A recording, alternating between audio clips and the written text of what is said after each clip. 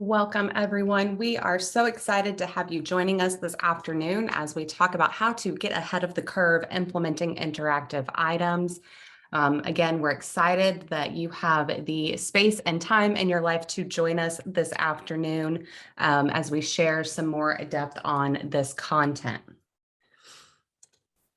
So this afternoon, we will be starting with some background information on House Bill 3906. Then we'll dive into our new interactive item types, discuss some options for gradual release for new item types, as well as some data analysis best practices, and set you up with an activity that you can take back to your district and campus. And then we'll close with some news and updates. I am Tara Whedon, and I am the Manager of Curriculum and Learning Design here at Eduphoria, and I am joined this afternoon by my partner, Emily Cram, who is our Product Manager for Curriculum, Instruction, and Assessment. Again, we are so glad to have you joining us as we continue this conversation on how interactive items can become a part of your varied assessment practices locally. So we'd love to start with some ways for you to engage with us. So feel free to open up that chat and let us know, kind of fist to five, where are you at in your knowledge and understanding of House Bill 3906? So how much do you feel like you know at this point in time on this topic? Okay, we've got some experts in the room. We're seeing some fives. We've got some people that are in the middle. Maybe we get more information each week, and so it makes us a little less confident as things are changing. We've got some people this might be introductory content for you, a couple twos I see. So we've got a good range of knowledge here. So we're excited to be able to slow down in some of these areas, talk about these new item types and how you can use them at your campus and across your district. Okay, so you just told us some feedback about what you know and your level of comfortability. So we're going to give you some facts that we do know today about what is happening in the future. So if you haven't heard of House Bill 3906, that's what we're referring to, or the new STAAR or STAAR 2.0, whatever you like to call it. But there is a whole website that TEA has dedicated to these facts and this information regarding new STAAR item types and the changes. So the first thing that is nice to know is the major changes are not occurring until 2023. So next spring. So you have some time. It is not this year. There's only minimal implications for this year. And the major implication for the fall of 2023 is that the assessments will look very different. 25% of the assessment will now be new item types. So not multiple choice, but it will have to look different. So 75% of the tests will still be multiple choice, but then 25% will be new. So we do know that this year we don't have a writing STAAR test, and that is because next year the writing will be incorporated into all content areas. And so another fact to know about this is, since writing isn't happening this year, we've already received lots of questions and thoughts around what's happening with revising and editing questions. And so various students across the state will be selected for field testing those new items within their RLA assessment. So those are some things we know regarding writing. TEA also released blueprints, which are very helpful. They contain images and breakdowns of what this information looks like, which is often helpful on our brains. And there are some beginning phases of scoring implications that we can draw some conclusions for what that means in the future. Again, they have listed the new question types that are officially being discussed right now. And again, officially being discussed, so not official by any means, but those are listed out, and we're going to talk about each one of those in pretty good detail today. One thing I like to add here is we do hear in curriculum and in instructional conversations that people are often including other item types. And so none of those are official, and none of these are official yet either. So keeping an open mind about what questions will look like is currently where we are. Field testing, there were also some districts that were selected for what I'm going to say is some big official field testing that will be happening in February. And that would look like the new version of the test. So students being able to actually see and experience what that will look like. And because that is happening, TEA is going to make decisions around what results and conclusions they're able to draw from that field testing that will be happening next month. So the big things to know are that some announcements will be made in summer of 2022 about the actual question types that we're going to go with. So that's when we'll have our official list of here are the new question types. And then in the fall of 2022, we will have examples of those. So you probably heard me stress this, but what is important is that we take on our yoga pose and we go to our Zen place and we realize that all of this is still very tentative. We don't have official decisions and much is still very, very unknown. Whether that sits well with you or it doesn't, that's just our current location right now. So keeping that in mind as to not make drastic decisions is very helpful right now. Just knowing that we're still in a place of navigation and we're still able to take risk on what things will look like in the future. Regarding that, our next slide is what you can know and what you will know that is official and aware. So here is what is officially available in our testing system. So you'll see the listed question types that we received from TEA. And on all of these, you'll see on the right-hand side that the far right table says it's available. So yay, all of these items listed on the screen in front of you are currently available and aware for you to play with, for you to navigate, and begin some introductory conversations if that needs to happen with other people across the district. On the next slide, we have the 3 remaining question types that TEA has given some indicators that they're still working around what these question types will look like and what these supports will look like. And so we are waiting to hear a little bit more back from them as they begin field testing next month. And so we know that there will be probably a version of graphing. So that one's one that we will be investigating, but some of the other ones may look very different, or we may not have a conclusive list until the summer. So now we can go ahead and let's talk about what each one of these new questions look like. So what I like to start out with is, instead of just diving into each of the question types, is giving you the foundation of where we started. Because again, you've heard a lot of unknown, unofficial. So that always makes creating software very interesting when you're working with things that are very unofficial. And so our foundation and our exploration when creating these new item types began with you. So we reached out to teachers, we reached out to all sorts of level of district support as far as curriculum, instruction, assessment, to get feedback on what could this look like, with the idea that your teachers need to be successful creating these within a software platform for themselves. So we really want that end user who's going to be evaluating the data coming in from these assessments to feel like they're successful creating them. So we involved a lot of that end user goal. And of course, thinking about what is the student experience going to look like as well. So why is this important? To me, it was at the heart of everything that we're doing.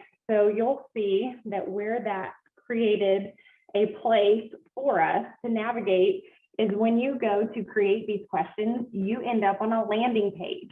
And that landing page provides you the image below that gives you the different types of questions.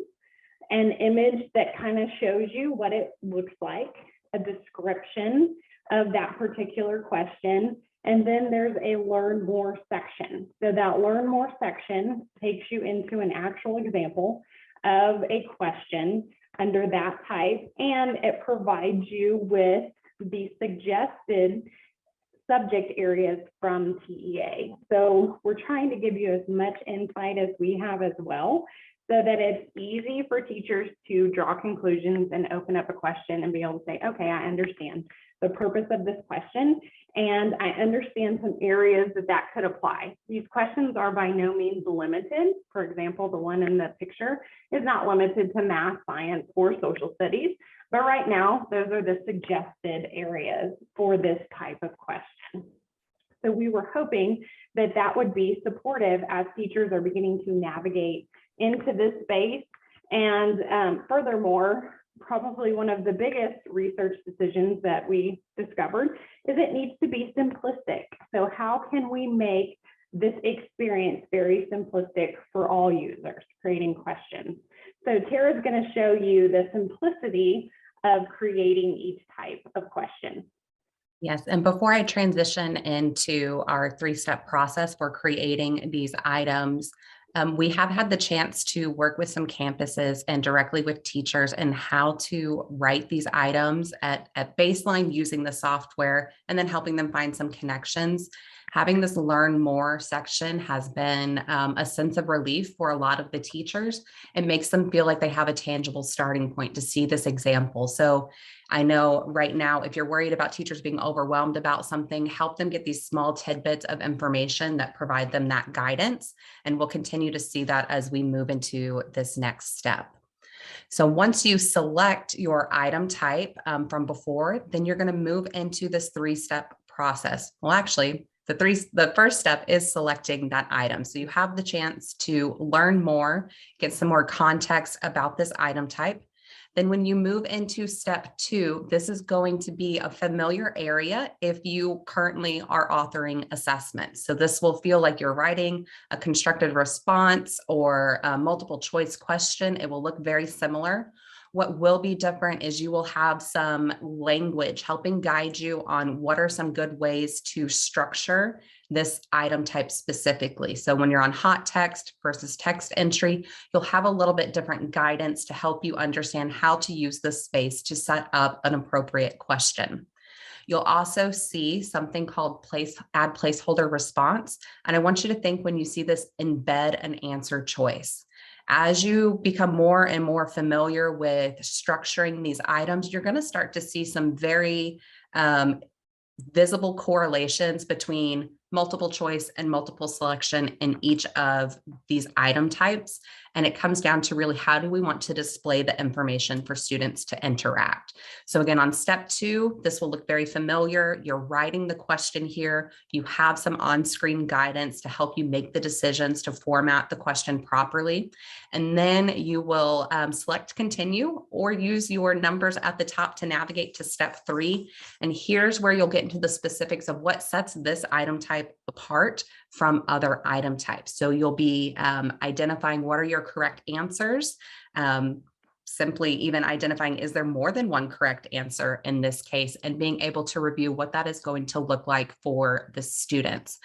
So again, that step 3 really gets into the unique qualities and characteristics of the item type itself. And I think that Emily has done a great job to set you all up for success by following this 3-step process for each of these new item types as they are created. So again, you're getting guidance along the way. You're going to select your item type. You're going to construct your prompt for students, include any visuals like a table, a chart, maybe an image that they need to evaluate. And then you'll move into your final step of making sure those interactions are available to the student. So how will they be responding? How many answer choices will be correct? That is the type of information you'll provide in your last step. Okay, wonderful. As we look at our first question type, as Tara and I kind of toggle back and forth between navigating these, we're going to really talk to you about what is the purpose of this question type? What do you gain from this question type instructionally? And then we're going to give you a little helpful software tip for each one of these. And so we'll start with hot text. And the first thing that I really like to reiterate or just restructure is hot text doesn't come naturally in our education brain. That is not vocabulary that we recognize. So you can start replacing that with the word highlight if that helps. So hot text is a highlight option. So that's really what it's asking the student to do. So you can see in the first question, the student is just asked to identify a word that meets the question. So choose the word that tells you what lions are, and they're simply highlighting, or systematically, they're clicking the word cat to help identify that for us. And then the text and the word is highlighted. So that is your good indicator of what the student is being asked to do. So in a lot of cases, as we look to this question, we're seeing that the instructional piece we take away is evidence. Is the student able to identify, or at a higher level, pull in some evidence to justify a question that they're being asked? In the second option, again, we're really kind of giving you some really basic ways to start with these questions because it is overwhelming. So in the second question, you're really just asking the student to identify the word being used in the same way. And so this one, you've even seen very familiar and could even look like an ABCD or a multiple choice type question. They're just asked to highlight or select the sentence that is answering the question they are being asked. So again, starting out small, these are great means to really work with students so that they understand the purpose of this type of question. And what we've identified is if you like that mindset that we're speaking to today, then less words is better. So if you're working with primary kids or you're working with secondary kids, having less words and maybe not a whole paragraph or multiple sentences that run onto different lines, for them to utilize hot text is a lot more helpful for them to start to understand the implications of this question, what they're being asked to do. So that's just our helpful hint for you. You can highlight as many as you want. This question is not limiting by any means, but again, is the student able to really understand what you're asking them to do? Because that's how you're going to get some instructional decisions that you can make from this question type. Next, we're going to look at Inline Choice. And so this really is a drop-down list. And like I said before, with that add placeholder response, when you're building Inline Choice, really think about, I need to embed an answer choice. One of the things that draws me into Inline Choice is this might be situations where I used to have my answer choices A, B, C, D under the question. And as a student, I've got to go and read the text, and then I've got to go look at my answer choices down here below, and I'm going back and forth and I'm losing my information. I'm slowing down my processing speed. So what I think is the advantage to Inline Choice is now I can evaluate my answer within the text of the question or the prompt that I am addressing. So I think this is really great way to frame our questions for students so that they can see and evaluate that information where they need it in their question instead of having to go back and forth between things. So we've got two examples of items here. One is for some of our younger learners, we are helping them distinguish which word would be appropriate to insert. And so they've got that nice inline choice or that drop-down list of two responses that they can include to make this a true statement or to make it accurate. Then we have a little more advanced option for some of our older learners. In this case, they would be using a resource to help evaluate, and they've got a yes or no. So again, it's simplistic in how they are responding, but they are having to do a little bit more. They're having to evaluate multiple statements and identify if it is a yes or no based on their reading in the passage. So again, thinking, where do I have opportunities where my answer choice can live directly within my question? So a lot of times on our revising and editing, when we need to pick the right spelling variation of a word or the right something that's going to have the correct definition to complete a statement. These are all going to be great examples to bring inline choice into your assessment practices.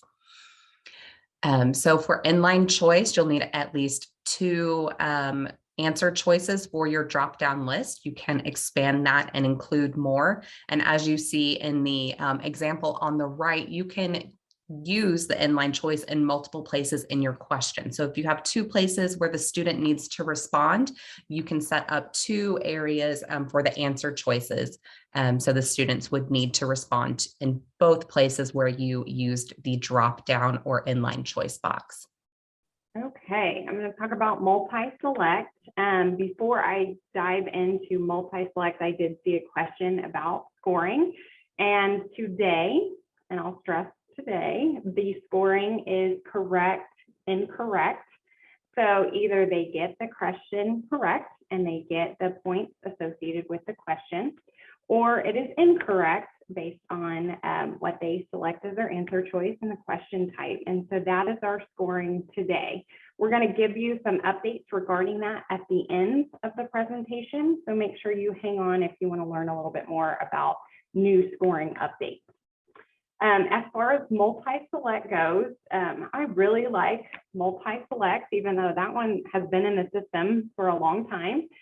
We call it multiple selection in our system, and it functions with the idea of there are more than one correct answer choice that can be the way that a student answers the question. So again, it goes to a deeper level of not only is more than one answer correct, but it poses the question of, are all the answers correct or none of the answers correct?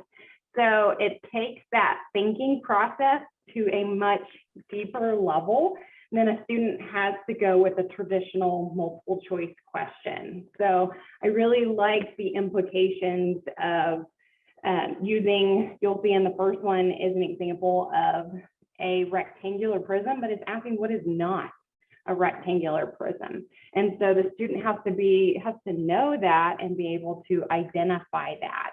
And so we like that extension of being able to know that and represent it. And then in the question below, again, so select all of the following that are ways that introduction of the horse changed the lives of Native Americans. So again, what are all of the different ways? And it forces a different thought process and a deeper level of thinking of, did I include all of these or not? And so the software tip that we have for you, this has already been posed in many conversations I've had with districts, is make sure that if you want to start out at that lower level, that introduction level, then update the question instruction. So instead of saying select all, if some of you got mixed emotions about that, I understand. Maybe you're working with younger students. So then in this case, you would say, select the 3 of the following answer choices below. And so you could give them that helpful pathway so that they're navigating into that land with 3 answers rather than the unknown of how many answer choices. I know for younger students that this is going to be a helpful transition to have, and maybe for secondary students, it's not a transition that you want to have because you do want them thinking on a different level. But as an introduction to this, if students aren't used to seeing this type of question, that's a good guiding way to navigate through multi-select. One of the things I love about your example, this math example, is how simple would it be to take the question, which one is the rectangular prism, and then quickly flip that around to which figures are not. So you have lots of great entry points to take items you're already using, make a very small adjustment to them, and now you have one of these interactive item types that's going to get you closer to that goal that we're working towards. So I love this example, seeing it here. And I love that you said that too, Tara. Most of the districts that are starting their transition, we've heard a lot of feedback that they're starting with multi-select. For that reason, teachers can easily grab an item bank question and transition it with the ease of one click into a multiple selection question rather than just having one correct answer. So another oldie but goodie. So you have probably used constructed response before. However, using it in an online environment for your students might be something that's newer to some of our campuses and districts. So it's great for us to talk about it and go over it.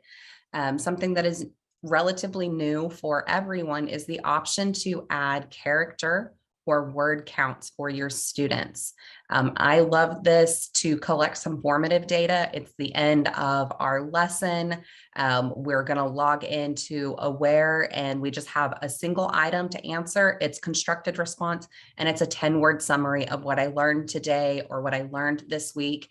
And now as a student, it's the end of class. I'm getting a little tired. I can focus on the actual content that I'm producing and I'm not having to take the time to sit and count my words. Do I have enough? I can quickly see that data captured for me. So again, all of my cognitive processing is on the task and not meeting that expectation of having so many words. So I love having the character or word count engaged, especially as we start to use these items to collect more formative data to inform our day-to-day routines in the classroom. So again, with constructed response, these are going to be open-ended responses. Teachers are going to need to score them. So there's a great place for you to be able to record a scoring guide so we can have consistent practices for evaluating student responses. And then our two examples here, we have one for some lower elementary where students are presented a noun and then they need to identify a proper noun. So you might be thinking to yourself, well, could this be text entry, which we will be covering soon?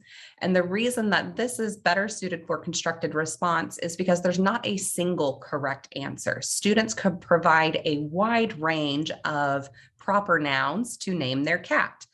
So in this case, constructed response where the teacher is going and reviewing the answer to discern if the student should receive credit or not, constructed response would be best suited in this case. And then we have something that's familiar to us for written composition. So our English 1 and 2, so our high school students still seeing this on their EOCs, we can have that prompt for them. And then again, we can set up that character count. Another tip, as we know from hearing from our districts, sometimes we want to mirror our testing environment to look like other environments.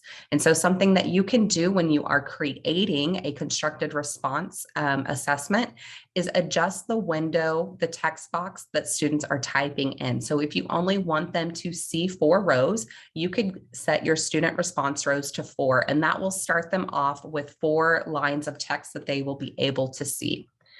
So that is one way that you can adjust your testing environment for your students. So again, I love that we can now capture that data and for students to monitor their work through those characters and word count. And with our constructed response report, which we'll talk about a little bit more at the end of this content, is you will be able to see that word and character count there as well. So it's not just facing the student while they create their response, it is also for you as the teacher to be able to evaluate, okay, did this student get close to that mark? Do I maybe need to coach them on adding more details so that they get closer and closer to using their available word or character count? Okay, so for drag and drop, this is probably the one that we always say has more instructional implications tied to it. And so the way that I have reworded drag and drop is applying action to thinking. So you are applying what you know, and you are adding information, typically in the form of a manipulative in the classroom. And so here you can add drag and drop with a text, a table, or you can add it next to an image. And so you have those different options to understand if students are able to take the information provided and apply it. And so you'll see in the first question that I have at the top right is really that place value. So asking a student to drag a number into the location where it's supposed to based on your number representation. So is a student able to drag a 5 to the 10th place? Do they understand that? And since that was asked first, what are implications for that? So applying that practice with their reasoning and their understanding of numbers. In the second question below, you're really asking a student to say what is the biggest, what is the smallest, and then be able to put them in the correct order. So again, this is a deeper level of understanding than just multiple choice, which might just have them listed in the correct order. They're really applying that and they're dragging them in the correct order based on the way the question was asked. So we have seen some of these that get into a lot of different thought processes. So again, we really like to stress, how can you take some content information and make a drag and drop pretty simplistic in the beginning so that students get the basic idea behind the functionality of the question and they're not lost within that, so that you understand what they know about the content and what they don't know about the content. And so our software tip for you is, for students, the usability in this item is pretty extensive, and we have a lot of questions that come in about this. But yes, a student can drag and drop with their mouse. They can use their arrow keys, or they can click or touch on an iPad and then touch the location where the drag and drop answer should go. So there are multiple feasibility options for a student using this type of question, especially if drag and drop is not the most simplistic means for a student to do so.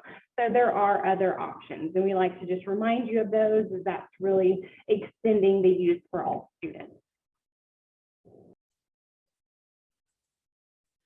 Next, we're looking at text entry.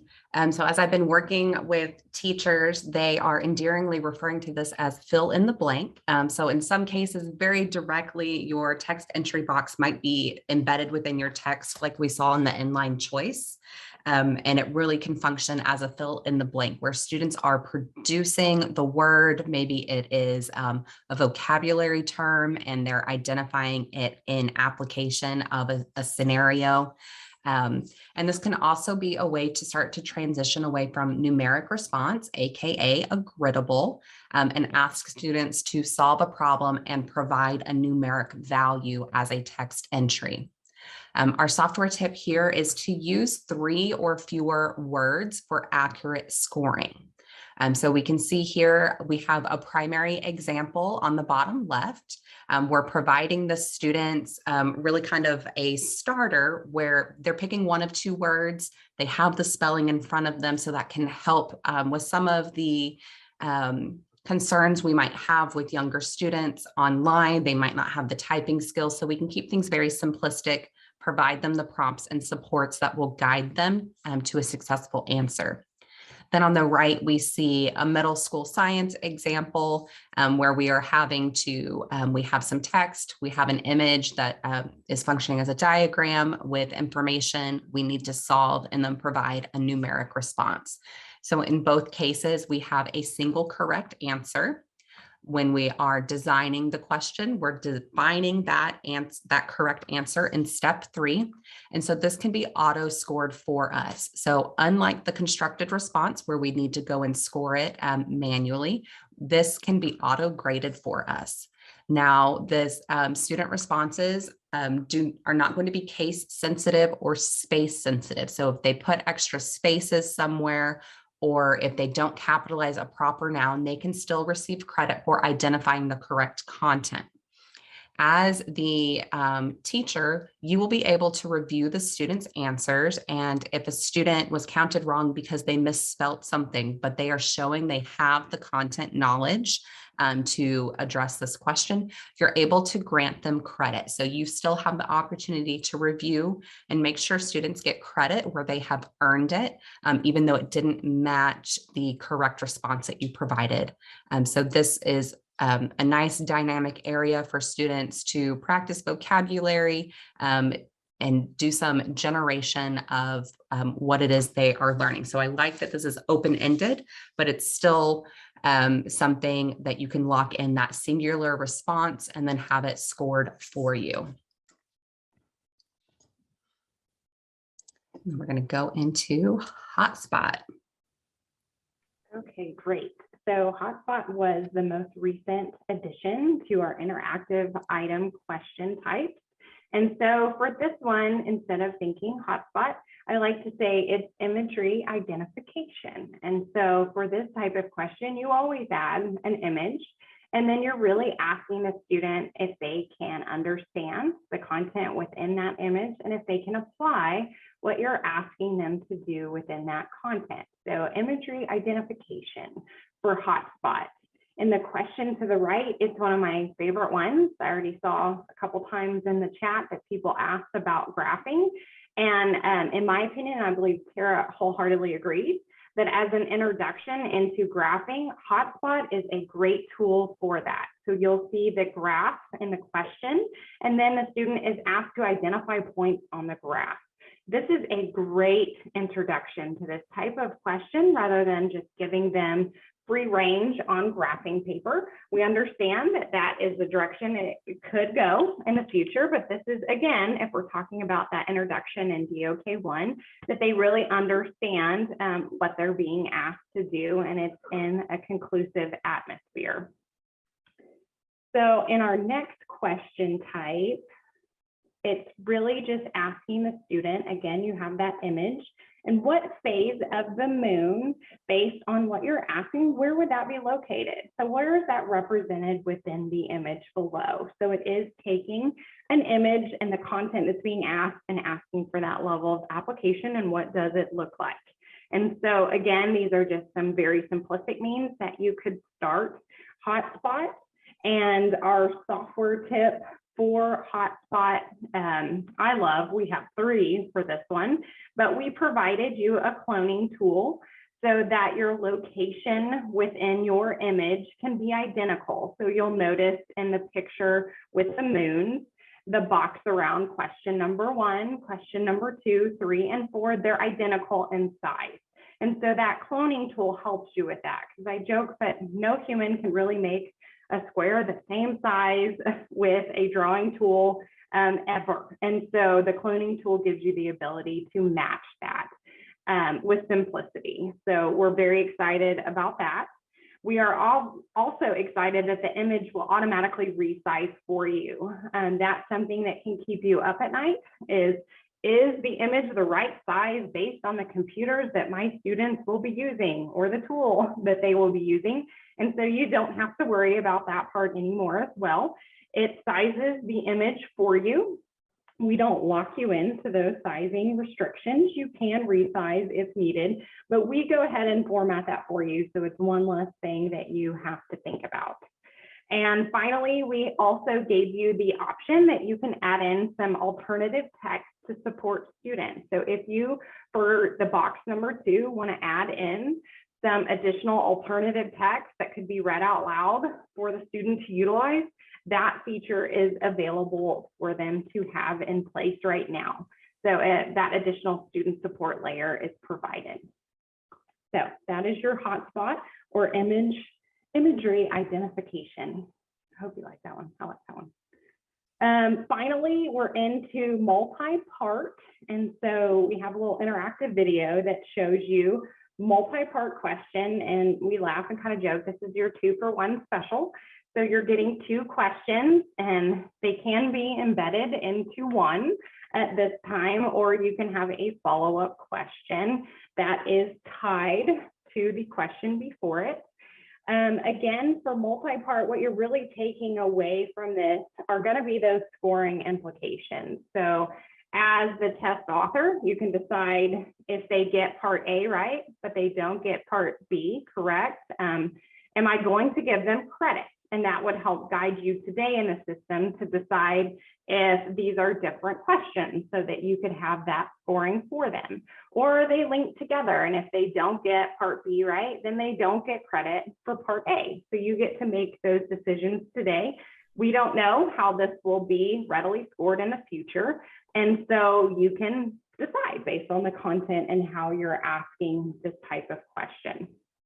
So My software tip for you related to Multipart is to make it very clear in the directions what your expectations are for students. So if they are answering part A and there is a stimuli that is attached, or there is some type of text that is attached, make sure that they understand that, that's prepared for them before they go to part B for this type of question, so that they can be successful and there's not disconnect.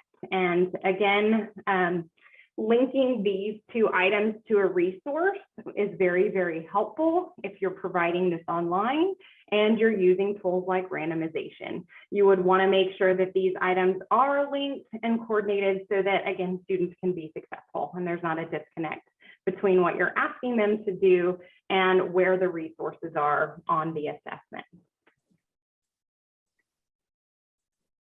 Okay, so one thing we would love to share with you all is kind of a recap of a lot of the things we have been discussing so far this afternoon, giving you an overview of the item types, starting you off with some instructional connections that might be helpful for you to consult your curriculum.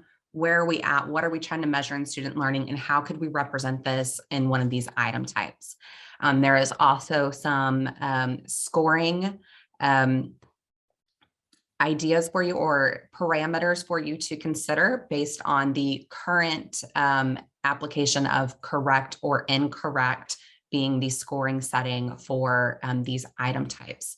I just want to draw attention that we see that we have some Q&A. We are addressing them as quickly as we can. If we don't get to them while we are live, we will have the opportunity to follow up with you. So again, scoring is going to be incorrect, correct based on each item. So even with that multi-part that Emily was just demonstrating, each of those items will stand as their own question unless you set one of them to have a weight of 0. So that is an option you could have if you only wanted to grant credit if students got both of them accurate. So there are some ways to introduce that to move forward with your multi-part question setup. So next, we're going to go a little more in depth on some of these instructional connections, give you some ideas of what these could continue to look like. So here we have an example for ELAR to provide text evidence. So our first image here is on step 2, where we are actually writing the question. So students were asked on a paper workbook type activity to go and underline the statement that answered the question. So knowing that we want to engage students online, to give them some time on task to practice in a testing environment, we thought of ways that we can transition this to an online instead of a paper-based question. So here we're including the paragraph within the question, which we know a lot of times a content clarifier will bring that paragraph that's being referenced back front and center for students. And then we're setting multiple sentences as answer choices and identifying in step 3 which is the correct answer. So then when students are testing, they are seeing here that prompt, they're seeing the paragraph, and their 4 answer choices, of which they are selecting the one that provides the appropriate text evidence for the question. So this is a fun way to start to transition, bring in questions that students are familiar with, and just representing them in a different way. So instead of looking back at the resource and reading 4 answer choices that are each these statements, they're reading the paragraph again, and while they're reading it, they're able to identify that text evidence without needing to go back and forward. Next, we have an example for early elementary. And in this case, we're using Hotspot. Students are going to be listening to a prompt from their teacher, and then they're giving a thumbs up or thumbs down. This could be a yes, no, a true, learners, and it's teacher guided. So we are moving along with them. We can monitor how they are engaging with the tool and provide them that quick in the moment feedback. If they get ahead or behind, we can help facilitate that for them. So this is a great way for some of our younger learners to begin accessing online assessments in a way that is appropriate for the way they interact with information. And in this case, one of the recommendations would be to not use the alternate text, to disable the text-to-speech, since you are guiding the students verbally through this activity. And you can see that clone hotspot in action here. One of the reasons I love having the option to clone my hotspot is I don't want to unintentionally draw more attention to answer choice 1 versus answer choice 2 because I made the bubble bigger. So this is great for you to have that consistency so students aren't trying to read into things too much and say, hey, this square is bigger, so it must be the correct answer. So I love having that option here with hotspot. Next, we're going to look at an example with science for process skills. So Emily talked about this before as a great entry point. If you have teachers that are writing assessments, or if you are just, you're gradually introducing these new item types. So here we see a multiple choice question. We have a list of 3 things for each of our answer choices. What I'm going to do, I either wrote this question or I pulled it in from an item bank. I can go into edit this, and I am going to simply change it from multiple choice to multiple selection. And then I am going to readjust my answer choices. So what I've done here is I've taken answer choice A and answer choice B and broken them out into 6 independent answer choices. So instead of evaluating 4 list of 3 things, I'm now evaluating 6 independent items, and I'm selecting which ones I need in this scenario. As Emily mentioned before, if we want to slowly introduce this to students, we could include directions here that say select the 3 items that we would need. Or if we want to make this more challenging, we can choose, like we see here, to not include any directions, and students really have to evaluate every single prompt here and to identify the appropriate materials in this situation. So again, this is a great entry point, taking things that already exist, making very minor edits so that you can use them as a multiple selection option. And then next, with our instructional connections, we have a social studies example. So here we have a very detailed map as well as a timeline. So here we have students are expected to use this timeline to address the prompt. We imported an image or an appropriate stimulus in the format of an image to be utilized.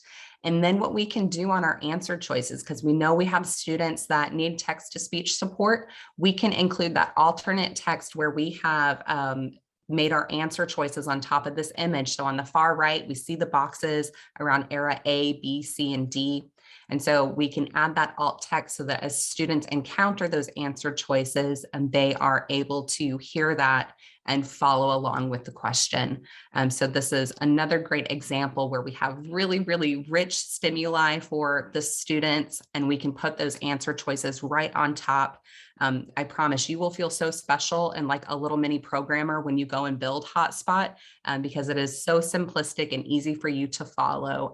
You're really going to impress yourself as you play with Hotspot and some of these item types and realize the capacity you have to design something new for your students to interact with. Okay, so as we talk about gradual release for these item types, Tara and I have continuously started adding ideas as we've gone through them, but we're going to pull all of these ideas together because as we're out in the field working and discussing with each one of you, we're hearing back how overwhelming this information can be and how this is going to be something that you are kind of gradually releasing to teachers. So what are some ideas for how you make that successful? And we like to say, what makes it a risk-free environment for everybody? So we have enough stress going on. So how can we de-stress or de-risk this situation as we grow? So again, keeping in mind, we don't know all of the answers. So again, we're preparing for the unknown. And that's really nice in this scenario because you can take those risks and you can say, let's practice this way, let's practice that way, and you can make it your own. So I do like that atmosphere that there are no restrictions. It is free for all right now. So you decide what works for you, what works for your teachers.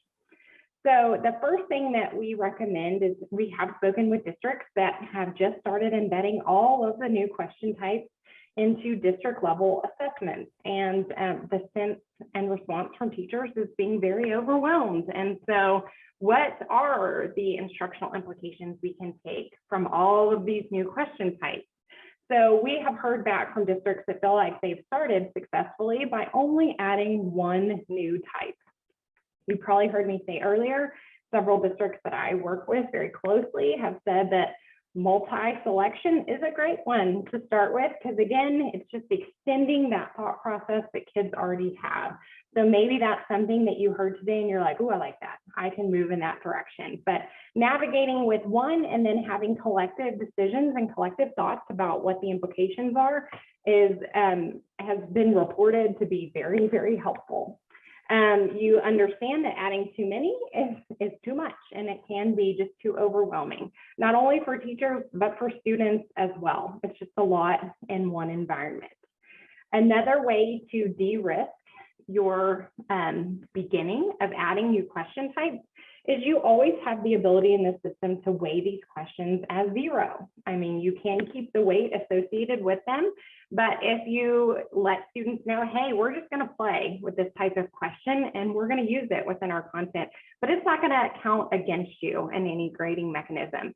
That ultimately brings in more of that buy-in, and then I think you get more valuable results from the student as well. So weighing that question accordingly, I think, is very helpful. Some other things to consider is that numeric response is going to be a text entry moving forward. So gone are the days of gridables very, very soon. And so do we want to just naturally progress and remove gridables on our test next year and make them text entry? That's what they will look like in the future. And that's a pretty simplistic transition in and of itself. Again, you can we've seen in a lot of situations where we've seen these new questions that maybe a student is asked a multi-select question and then it's followed by an open-ended or a constructed response question, so that they provide that insight that student voice is really important here. So now you're getting more of an insight into why on their multi-select option they chose the answer choices they chose. And what is the best way to make instructional decisions is hearing from that student specifically on why they chose what they chose. That gives us the best insight. And so we know a lot of districts are taking on a writing initiative, and this is a pretty nice gradual transition, and it serves everybody well. Finally, start in a practice environment. I love this the most, and I have to give credit to Tara for this idea, because she came up with it and then she just dove right in and came up with some examples of how can you just begin to create instructional practice content within the testing environment. It's a win-win. They get some online testing experience in a very non-threatening way. So she's going to show you her creative genius ideas for how you can start incorporating these new questions with just instructional practices.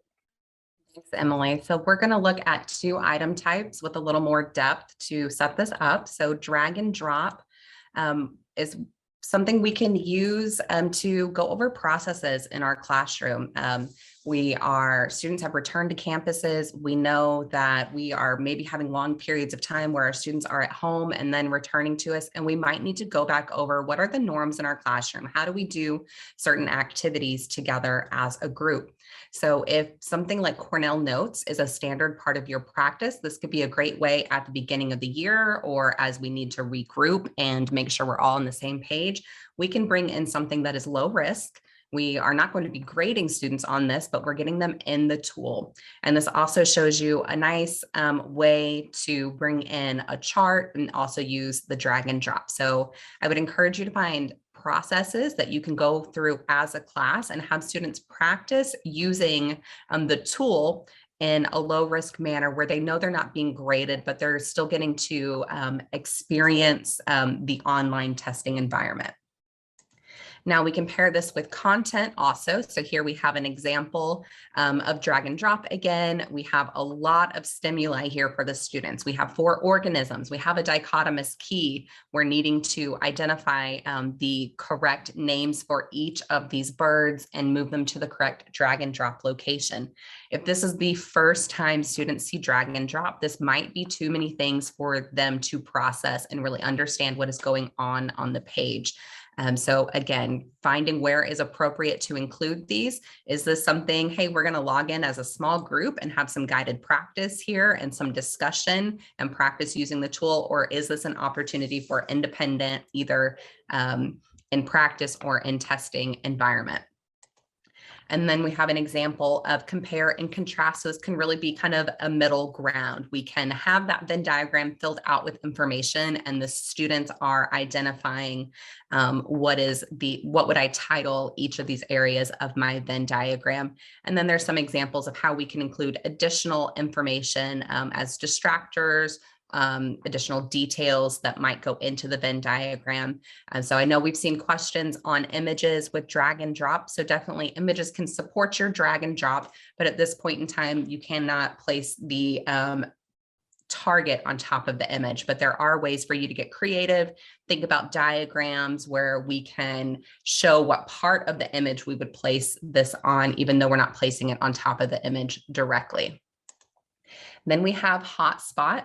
So hotspot, again, these questions are always very beautiful. We have to have a stimuli, a visual for students as they engage in these.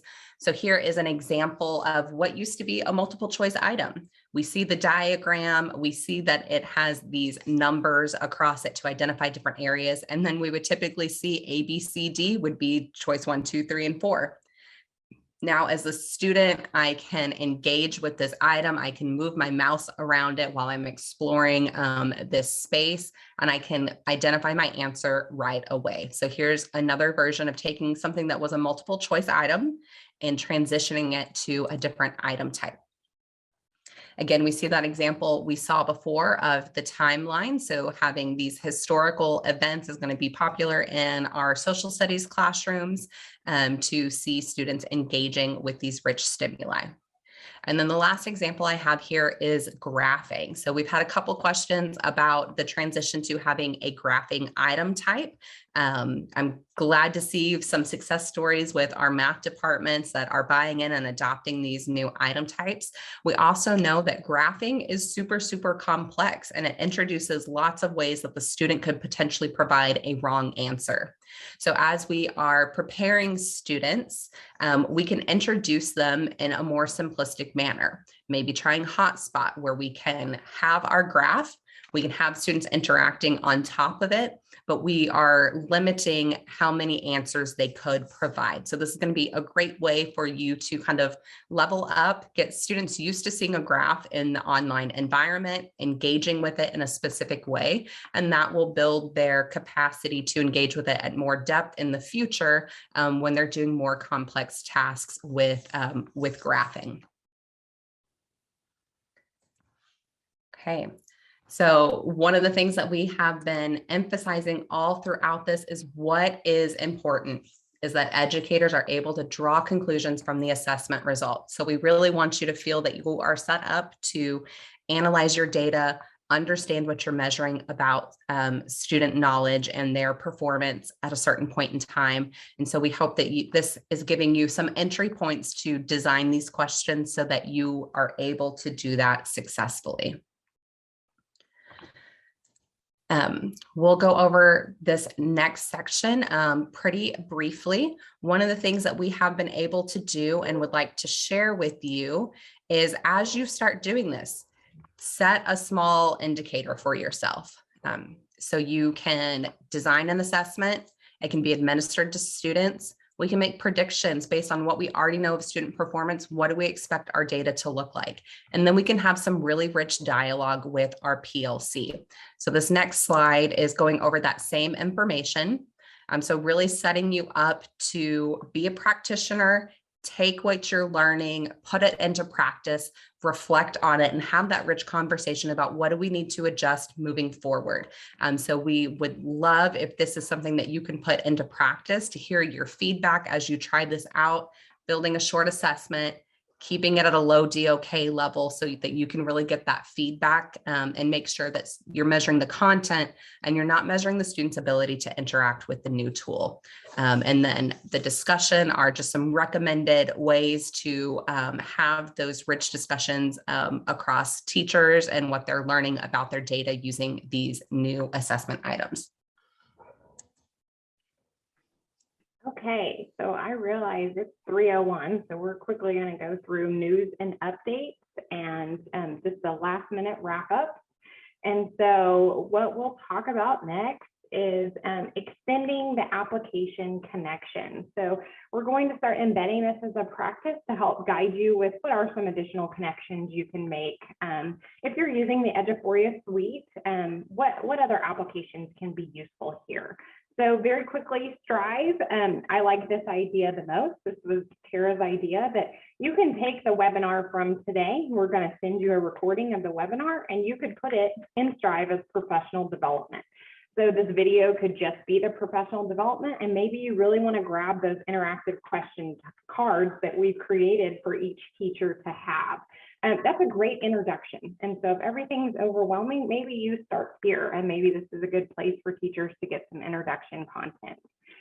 Next is begin thinking about and strive is, are teachers going to set goals next year, and how will this affect their goals with these new question types and the difference of the assessment? For forethought, you can include each of these item types in your instructional activities and in the checklist. So this can be embedded so that this becomes familiar vocabulary for teachers, because we've joked, but not joked, some of these words are really unique and not typical of educators. So how can we begin introducing them to this so that they recognize these terms? And the last piece or connection could be forms-based. If you want to create a survey to get teachers' input on how can we navigate through this, and what should district implementation look like, or what feedback do you have, so that we can make sure again that that stress level is low for you so that you feel successful. Then regarding what's next, a lot of you asked a lot of questions around this, and so we are working right now today on new scoring rules and what those will look like. So very, very soon, you will have some new scoring rules regarding partial credit in the system. So giving credit where credit is due. So that will be a very large transition that we'll be taking on. And so be looking for that and having some guiding conversation with your teachers about that new practice. We also have already purchased the Oxford Dictionary for both Spanish and English. It is in beta testing with some districts right now. And so we're looking to have that turned on, and our tentative date right now is February. So next month, be looking for that dictionary option to enable in your online assessments. We did do some additional updates to rubric assessment so that they can have that compliance with TELPAS. And last but not least, we have joint efforts with TEA and the Texas Home Learning, that CRMSI project. So if you are a pilot district that is utilizing these tools for Texas Home Learning, we are thrilled to be a host of these assessments and to be partnering with them. So that is coming very soon. And as our last couple of pieces, we do have 2 follow-up webinars that are occurring. So we have Strive, and Strive has had some amazing additions come on as far as there's a new data analysis for Strive, really. And so come learn about that with us. And extending this particular webinar, we're going to work and have Brazos-Port come and talk to you about incorporating online testing in their district and where that has been, where that's come, and their teachers are going to give you some testimonials about that. So be sure to mark your calendar for those 2 events and come see us at Midwinter or TCA. And then I believe last but not least, we really were excited to get feedback from you. So you can go into the chat if you don't have to hop off and run away. And tell us, what's your favorite new question type and why do you like it? What are you excited about as far as this goes for evaluating students? So give us some feedback. What do you like? What was your favorite question type that we showed today? I already saw hotspot. Hotspot for graphing. Nice. Tara, shout out. My absolute favorite is drag and drop. I love that it can mirror a lot of the things that we do with students in an instructional space to then be able to replicate that in the online environment. But hotspot is definitely my favorite to sit and build. I feel so fancy when I make a hotspot question, and I hope you feel that way too when you build one. I love that. That was a great takeaway. Y'all had wonderful questions today. More importantly, you had wonderful thoughts about enhancing the item type. You brilliant, smart people. So I have been trying to write them down as you've been adding in questions. You've been giving me some features to add in. So again, we're taking note of all of that. And we just want to stress, we really did try to start off with a simplistic version of these. And I love your ideas for enhancing them. So thank you for giving us that feedback today and being open with us. We appreciate your time and we look forward to you coming back and joining us for our next webinars. Thank you all. Have a great day.